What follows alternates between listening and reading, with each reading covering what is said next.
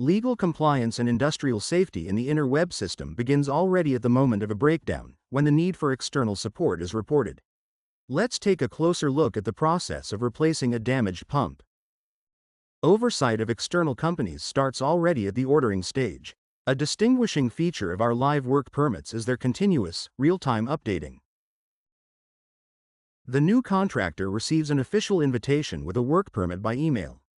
The person coordinating the work takes over the onboarding process, indicating the team that will remove the failure in your plant. All invited subcontractors receive a link to training in the form of a video presentation along with control questions. This enforces legal requirements, leaving liability for any potential accidents with the subcontractor.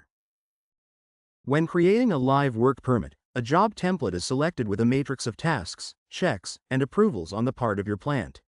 As a result, the training is substantively aligned with the scope of duties, the hazards involved, and the required protective measures. A prepared subcontractor arrives at your plant and is verified by a security officer.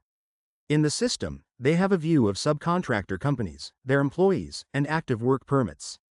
Synoptic maps are available online, allowing real-time visibility of where work is being carried out, of what type, and by whom. The Innerweb system operates via mobile and web applications used by subcontractors. Your employees use their corporate mobile devices and computers.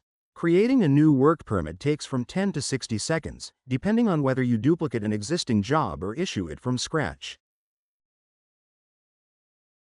Beyond time savings, we give your managers peace of mind regarding legal and OS requirements.